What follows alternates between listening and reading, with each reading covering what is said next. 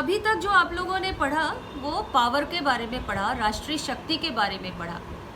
राष्ट्रीय शक्ति किस लिए आवश्यक है?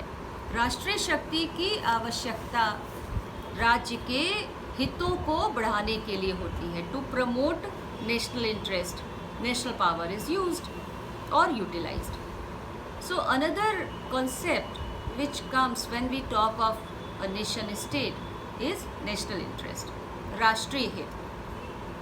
क्या होता है राष्ट्रीय हित? राष्ट्रीय हित का अर्थ क्या है और उसका महत्व क्या है? कितने प्रकार के राष्ट्रहित होते हैं और राष्ट्रहित के अभिवृद्धि के साधन क्या होते हैं? इन सब के विषय में हम लोगों को बात करने की आवश्यकता है। राष्ट्रहित, जैसा आपने रियलिस्ट थ्योरी के अंदर भी पढ़ा था कि मॉर्गेंथो कहते हैं कि प्रत्येक राष्ट्र अपने राष्ट्रहित की पूर्ति के लिए निरंतर प्रयासरत रहते हैं, लेकिन राष्ट्रहित को पहचानना आसान काम नहीं है। It is difficult to define national interest because हर राष्ट्र का राष्ट्रहित अलग अलग प्रकार का हो सकता है। लेकिन अगर जनरली हम डिफाइन करें, अगर हम साधारण रूप से कहें तो राष्ट्रहित क्या है? दीर्घकालीन और सतत उद्देश्य जिसकी सिद्धि के लिए राज्य, राष्ट्र और सरकार में सब अपने को लगा हुआ पाते हैं, सब अपने को प्रयत्न करता हुआ पाते हैं। What are national interest? ये क्या है? दीर्घकालीन और सतत उद्देश्य। एक ऐसे तत्व की बात कर रहे हैं हम जो निरंतर मौजूद होते हैं। They are constant, they are long term. National interest is the general, long term and continuing purpose which the state, the nation and the government all see themselves as serving। Charles Lerche और Abdul Saeed ने ये परिभाषा दी है कि ये दीर्घकालीन सतत उद्देश्य है, जो उद्देश्य जिसकी प्राप्ति के लिए राज्य अपने आप को प्रयासरत पाते हैं। यानी जो उद्देश्य थोड़े समय के लिए है या जिसके लिए राज्य बराबर कोशिश नहीं करते हैं, उनको हम नेशनल इंटरेस्ट में नहीं रख सकते। नेशनल इंटरेस्ट में हम किसको रखेंगे? जिनके लिए राष्ट्र निरंतर प्रयास कर रहे हैं, which are long term goals and for which states are continuously working, they are trying to achieve that, they are national interest. तो राष्ट्रहित के लिए राज्य निरंतर प्रयासरत रहते हैं, काम करते रहते हैं। विदेश नीति का उद्देश्य यही राष्ट्रहित होते हैं। कोई भी देश अपनी फॉरेन पॉलिसी जब बनाता है तो उसका पर्पस यही है कि वो अपने नेशनल इंटरेस्ट को प्राप्त कर सके। पेडलफोर्ड और लिंकन ने एक परिभाषा दी। उन्होंने कहा कि राष्ट्रीय हित की धारणा समाज के मूलभूत मूल्यों से जुड़ी हुई है, और ये मूल्य क्या है? राष्ट्र का कल्याण, राष्ट्रीय जीवन पद्धति, क्षेत्रीय अखंडता, सीमाओं की सुरक्षा, और क्या है? राज्य के जो रहने वाले हैं उनका संरक्षण। यानी concept of national interest is centred on core values of the society which include the welfare of the nation, the security of political belief, national way of life, national integrity and it's self preservation. ऐसी बहुत सारी आप परिभाषाएं देख सकते हैं जिसमें बार बार ये कहा गया है कि जहाँ पर राज्य अपने लोगों के, अपनी जो ज्योग्राफिकल उनके जो बॉर्डर्स हैं उनकी सुरक्षा की बात करते हैं, उन्हें हम राष्ट्रहित की श्रेणी में रख सकते हैं।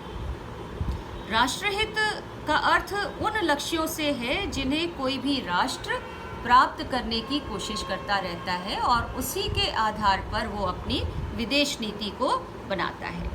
तो इस तरीके से राष्ट्रहित एक कुछ मटेरियल ऑब्जेक्ट्स हम कह सकते हैं, कुछ मटेरियल ऑब्जेक्टिव इनफैक्ट हम कह सकते हैं। ये कोई आध्यात्मिक वस्तु नहीं है, बल्कि ये यथार्थ परक है। It is something which is very physical, जिसको राष्ट्र पाने के लिए निरंतर कोशिश करते हैं। आमतौर पर हम देखते हैं कि राष्ट्र का जो सर्वप्रथम हित होता है वो अपनी सुरक्षा। कोई भी देश इकोनॉमिक प्रॉस्पेरिटी, डोमिनेंस वगैरह वगैरह को तब तक एंजॉय नहीं कर सकता जब तक कि वो भौगोलिक रूप से सुरक्षित ना हो। तो इसलिए भौगोलिक सुरक्षा सबसे पहला राष्ट्रहित हो जाता है और इसी के आधार पर राष्ट्रहितों की कुछ श्रेणियां बनाई गई हैं। जैसे कुछ राष्ट्रहित जिन्हें हम प्राइमरी इंटरेस्ट कहते हैं। प्राइमरी इंटरेस्ट का मतलब क्या हो गया? ऐसे इंटरेस्ट जिनकी प्राप्ति के लिए राष्ट्र युद्ध करने के लिए भी तैयार रहते हैं, वो लड़ने के लिए भी तैयार रहते हैं, उसके लिए वो फोर्स का, मिलिट्री का प्रयोग करने के लिए भी तैयार रहते हैं, बलिदान और त्याग के लिए तैयार रहते हैं। और इसमें स्वाभाविक है कि हम सुरक्षा को रखते हैं। राष्ट्र की जो सुरक्षा है, उसकी नेशनल इंटीग्रिटी की सुरक्षा है, सेफ्टी है, उसके बॉर्डर्स का सैंक्टिटी है, इसको हम रखते हैं क्योंकि इसके लिए राज्य युद्ध करने को तत्पर होते हैं। फिर उसके बाद गौड़ हित आते हैं, सेकेंडरी इंटरेस्ट। दूसरे प्रकार की जो राष्ट्रहित की श्रेणी है वो है गौड़ हित की। पहली प्राथमिक हित, प्राइमरी इंटरेस्ट, दूसरा गौड़ हित या सेकेंडरी इंटरेस्ट। ये वो हित हैं जो प्राथमिक हित से थोड़ा कम महत्वपूर्ण होते हैं, लेकिन फिर भी राज्य इनकी प्राप्ति के लिए प्रयास करते हैं और राज्य की सत्ता को, स्टेट की अथॉरिटी को बनाए रखने के लिए ये आवश्यक है। इस तरीके के हितों में प्रायः हम विदेश में रहने वाले अपने नागरिकों की सुरक्षा को रखते हैं। भारत के जैसे नागरिक अगर अमेरिका में रह रहे हैं या ऑस्ट्रेलिया में रह रहे हैं या चीन में या किसी और देश में रह रहे हैं, उनकी सुरक्षा। ये ऑस्ट्रेलिया का नाम मैंने इसलिए लिया क्योंकि आज से लगभग 3 वर्ष पूर्व ऑस्ट्रेलिया में भारतीय जो छात्र रह रहे थे या छात्राएं रह रहे थे, उन पर काफ़ी रेशियल अटैक्स हो रहे थे और उस समय भारत सरकार ने ऑस्ट्रेलिया की सरकार से अपने नागरिकों, अपने छात्र छात्राओं, जो युवा वहाँ रह रहे थे, उनकी सुरक्षा के लिए बातचीत की, जिससे हमारे जो लड़के लड़कियाँ वहाँ जा रहे हैं दे शुड बी सेफ। तो विदेश में रहने वाले अपने नागरिकों की सुरक्षा ये भी तो राष्ट्र का ही दायित्व है। सभी राष्ट्र इसको लेकर बहुत सेंसिटिव होते हैं कि उनके जो नागरिक हैं अगर किसी दूसरे देश में गए हैं तो वो वहाँ पर सुरक्षित रहें। तो ये एक बहुत महत्वपूर्ण हित है जिसको हम गौड़ हित की श्रेणी में रखते हैं, क्योंकि अपने नागरिक पर आक्रमण राष्ट्र अपने ऊपर आक्रमण के रूप में देखता है। और इसी प्रकार से विदेश में रहने वाले अपने राजदूतों की सुरक्षा के संबंध में भी राज्य बहुत सेंसिटिव होते हैं, संवेदनशील होते हैं, क्योंकि डिप्लोमेटिक जो हमारे पर्सनल हैं उन पर अगर कोई हमला होता है तो ये भी राज्य पर होने वाला हमला माना जाता है। तो इनको हम सेकेंडरी इंटरेस्ट कहते हैं। तीसरे प्रकार का जो हित है वो है स्थायी हित या परमानेंट इंटरेस्ट। स्थायी हित का मतलब जैसा नाम से स्पष्ट है कि ये हित ऐसे हैं जो सभी राज्यों के लिए सदैव बने रहते हैं, दीर्घकालीन लक्ष्य होते हैं, प्रयोजन, यानी इसको हम विजन के रूप में देख सकते हैं कि हमारा कोई एक गोल है जिसके रूप में हम इसको देख सकते हैं। जैसे भारत के लिए हम कह सकते हैं कि भारत का जो एक लॉन्ग टर्म गोल शांतिपूर्ण आर्थिक विकास है। वी वांट पीसफुल डेवलपमेंट, इसीलिए हम युद्ध नहीं चाहते हैं। इसीलिए भारत ने नॉन अग्रेशन, नॉन इंटरफेरेंस वगैरह की पॉलिसी को अपनाया और एक लंबे समय तक हमने न्यूक्लियर जो परीक्षण थे वो भी नहीं किए और आज भी हम नो फर्स्ट अटैक की बात कहते हैं। क्यों? क्योंकि भारत का जो दीर्घकालीन जो परमानेंट इंटरेस्ट है वो क्या है? वो शांतिपूर्ण आर्थिक विकास करना है। इसी प्रकार हर देश का अपना कुछ एक परमानेंट इंटरेस्ट होता है। चौथे प्रकार का जो इंटरेस्ट है वो है परिवर्तनशील या वेरिएबल इंटरेस्ट। वेरिएबल, परिवर्तनशील, नाम से जाहिर होता है कि ये राष्ट्र के ऐसे हित हैं जिन्हें कोई भी राष्ट्र किसी विशेष परिस्थिति में आवश्यक समझता है। हो सकता है कि आगे जाकर वो बदल जाए, क्योंकि इस प्रकार के जो हित हैं वो लोकमत और विभिन्न व्यक्तियों के विचारों से प्रभावित होकर बनते हैं। जैसे अमेरिका में अगर आप देखें तो जब वहाँ पर राष्ट्रपति बदलते हैं उसके साथ कुछ गोल्स भी बदल जाते हैं। जैसे जब जिमी कार्टर राष्ट्रपति थे उस समय उन्होंने इनवर्ड लुकिंग पॉलिसी को अपनाया था, यानी देश के अंदर क्या हो रहा है ये ज़रूरी है देखना, उसको नियंत्रित करना आवश्यक है। लेकिन उनके तुरंत बाद राष्ट्रपति रीगन बने और रीगन ने अपना चुनावी इस आधार पर लड़ा था कि वो एक बार फिर आउटवर्ड लुकिंग पॉलिसी अपनाएंगे, यानी एक बार फिर अमेरिका को विश्व शक्ति के रूप में स्थापित करने की नीति को अपनाएंगे। तो व्यक्ति के बदलने के साथ फॉरेन पॉलिसी के जो इंटरेस्ट है वो भी बदल गए। जिमी कार्टर का जो समय था वो द्विता का पीरियड था, तनाव शैथिल्य का, शीत युद्ध में उस दौरान कमी आई थी। इनफैक्ट जिमी कार्टर ने एक जो बहुत बड़ा संकट अरब इजराइल देशों के बीच का था उसको भी समाधान करने का कार्य किया था और उनको नोबेल शांति पुरस्कार दिया गया। रीगन की पॉलिसी इससे बिल्कुल अलग थी। उन्होंने फिर एक अग्रेशन की पॉलिसी को अपनाया, स्टार वॉर्स जैसे कार्यक्रमों को उन्होंने शुरू किया। तो हर नेता अपना एक अलग मत रखता है और जनमत भी इसको काफ़ी कुछ प्रभावित कर सकता है, और इसलिए इन्हें कहा गया कि ये कैसे इंटरेस्ट हैं जो परिवर्तनशील हैं, क्योंकि वो समय के साथ बदल जाते हैं।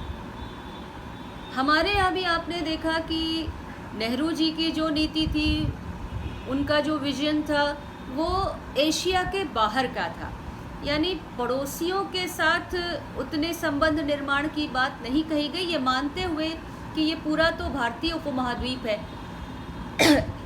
और उन्होंने इसलिए इंडियन सबकॉन्टिनेंट से बाहर जाकर संबंध बनाए। लेकिन अगर आप 1980 के बाद के दशक में देखें तो नेबरहुड पॉलिसी को अडॉप्ट किया गया। जैसे गुजराल डॉक्ट्रिन आई, जिसमें पड़ोसियों को थोड़ा बहुत कुछ कंसेशंस देकर उनको खुश करने की नीति को अपनाया गया कि उन्हें अपने पक्ष में कर लिया जाए। इसी तरीके से अभी आप देख रहे हैं कि मोदी के द्वारा जो पॉलिसी अपनाई गई है हमारे प्रधानमंत्री जी के द्वारा, वो है न केवल लुक ईस्ट बल्कि एक्ट ईस्ट पॉलिसी, यानी जापान के साथ संबंधों को बेहतर बनाया गया, अपने नेबरहुड फर्स्ट की नीति को अपनाया गया। तो जब सत्ता में परिवर्तन होता है तो फॉरेन पॉलिसी में भी चेंजेस होते हैं, इंटरेस्ट में भी परिवर्तन होते हैं, but these changes are temporary, क्योंकि ये थोड़े समय के बाद बदल सकते हैं। इसके अलावा पांचवी जो कैटेगरी है हितों की, वो है सामान्य हित या कॉमन इंटरेस्ट। सामान्य हित वे परिस्थितियां होती हैं जो उस देश को सामान्य रूप से सामाजिक, आर्थिक, राजनीतिक क्षेत्र में लाभ पहुंचाने वाली होती हैं। जैसे ब्रिटेन के लिए यूरोप में शक्ति संतुलन को बनाए रखना उसके हित में था। दोनों विश्व युद्धों के बीच में ब्रिटेन और फ्रांस के लिए ये आवश्यक था कि शक्ति संतुलन बना रहे। रूस की शक्ति को जो बढ़ रही थी उसको रोकने के लिए जर्मनी का प्रयोग इसीलिए किया गया। 1917 में सोवियत संघ का निर्माण हुआ था और सोवियत संघ की शक्ति को संतुलित करने के लिए इन देशों ने जर्मनी के प्रति तुष्टीकरण की नीति को अपनाया, अपीजमेंट की पॉलिसी को अपनाया, जिससे बैलेंस ऑफ पावर बना रहे। तो कुछ ऐसे कॉमन इंटरेस्ट भी हो सकते हैं। And then we have certain specific interest या विशिष्ट हित। विशिष्ट हित का मतलब क्या हो गया कि किसी क्षेत्र में निश्चित प्रकार के हितों को रखना। इसके अलावा एक और जो महत्वपूर्ण कैटेगरी इंटरेस्ट की है वो है साझे हित या ऐसे हित जो दो देशों के लिए कॉमन है।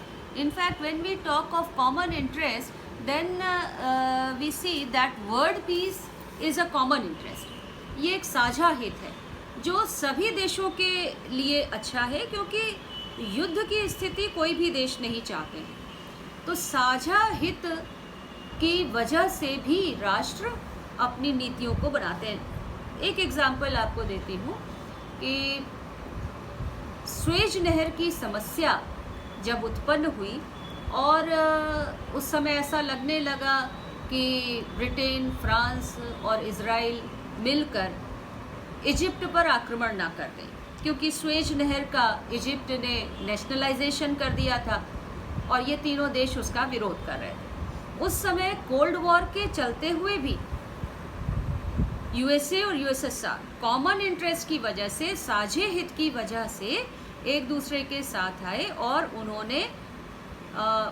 इस संभावित युद्ध को रोकने का कार्य किया।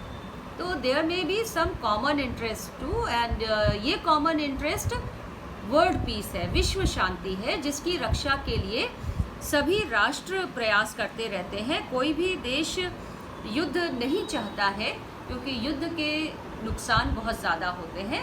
इसलिए अगर ऐसी, जैसे भारत और चीन के बीच में अभी जो स्थिति है, उसको रोकने के लिए, उसका समाधान करने के लिए रूस, अमेरिका, जापान, ऑस्ट्रेलिया, सभी देश अपने अपने इनपुट्स दे रहे हैं। विशेष रूप से आपने देखा कि रूस में भारत और चीन के रक्षा मंत्री और विदेश मंत्री मिले और वहाँ पर उन्होंने बातचीत की, जिससे कि समस्या का हल उस स्तर पे भी निकाला जा सके। तो there are certain common interest too, लेकिन कॉमन इंटरेस्ट कभी कभी झगड़ा भी उत्पन्न कर सकते हैं। जैसे कश्मीर को ही ले लीजिए, भारत भी कश्मीर पर नियंत्रण भारत के पास है, लेकिन भारत जो पाकिस्तान ऑक्यूपाइड कश्मीर, जिसको भारत कहता है, और आज़ाद कश्मीर पाकिस्तान कहता है, तो पाकिस्तान भी उस कश्मीर को चाहता है जो भारत के पास, और भारत उस कश्मीर को चाहता है जो पाकिस्तान के पास। तो कश्मीर का मुद्दा एक ऐसा है जिस पर दोनों देशों के, भारत और पाकिस्तान के कॉमन इंटरेस्ट टकराते हैं। दोनों ही उसको पूरा रूप से अपने साथ इंटीग्रेट करने की इच्छा रखते हैं। तो कई प्रकार के हित हैं जिनकी प्राप्ति के लिए राष्ट्र निरंतर प्रयास करते रहते हैं, और कुछ ऐसे भी इंटरेस्ट हैं जो सेकेंडरी इंटरेस्ट के अंदर हम डोमिनेंस को भी देख सकते हैं, कि प्रभुत्व की आकांक्षा, आर्थिक रूप से अपने आप को शक्तिशाली बनाना, ये सब भी कुछ ऐसे इंटरेस्ट हैं जो प्रायः हम राष्ट्रों को देखते हैं कि वो उसको प्राप्त करने की कोशिश में लगे रहते हैं। तो राष्ट्रहित की जो अवधारणा है वो फॉरेन पॉलिसी का मूल आधार है। इसी के आधार पर विदेश नीति बनती है। जो प्राइमरी इंटरेस्ट है, it can be different from different countries. एक देश के लिए अगर उसकी सुरक्षा प्राइमरी इंटरेस्ट है, तो कभी कभी ये भी संभव है कि राष्ट्र अपनी सुरक्षा के लिए पूरी तरीके से आश्वस्त हो, उनको लगे हम सुरक्षित हैं, और इसलिए उनका जो प्राइमरी इंटरेस्ट है वो अपने प्रभुत्व का विकास हो जाए। मैं इसलिए कह रही हूँ because it happened during the cold war.